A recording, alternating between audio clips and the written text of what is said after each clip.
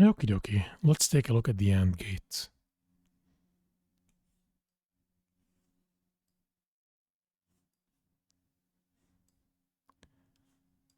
An AND gate looks like this, like a letter D with at least two inputs and one output. Unlike the NOT gate, which has one input, one output, an AND gate has at least two inputs and one output. Now, how does an AND gate works?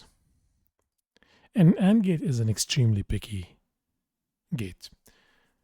As in, think of it as, let's say you have a group of 3 people, and one of them doesn't like to do anything without the other 2 accompanying them.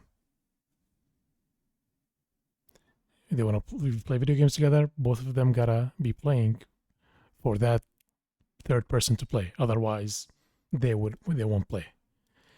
That's exactly how an AND gate functions. An AND gate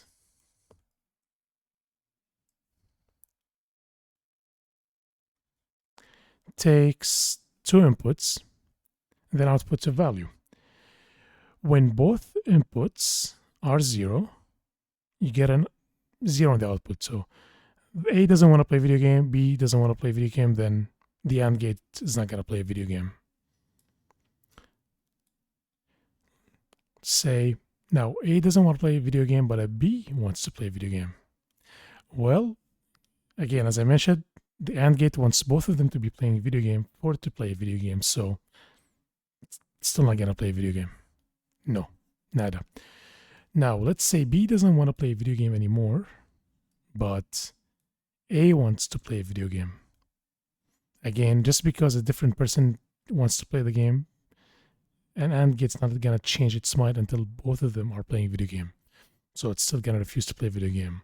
Now, what happens when both want to play a video game? Well, now this AND gate's like, hey, hell yeah, I'm going to play a video game with you guys. And voila. So an AND gate only outputs a value of 1 or outputs high when both inputs are 1s or high. So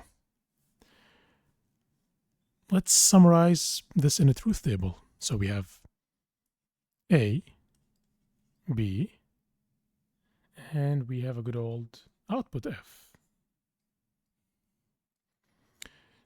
Now, we have 2 inputs, right? So anytime you have a truth table, the number of cases or number of possibilities depends on 2 to the power of n, where n is the number of inputs. So in this case, we have 2 input, 2 to the power of 2 equal 4. So we have 4 cases. Case 0, case 1, case 2, case 3. 0, 0, 0, 1, 1, 0, 1, 1.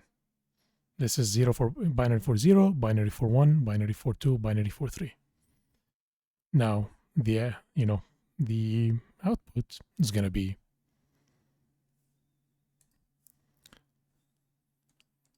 sorry, 0, 0, 0, 1. Simple as that. In an AND gate, both inputs must be 1 for the output to be 1. If you want to look at the algebraic expression for this gate, it looks like this. F, A, think of it as A times B. Simple. I hope that was helpful. Thanks for watching, and I will see you in the next video where we'll be talking about the OR gate.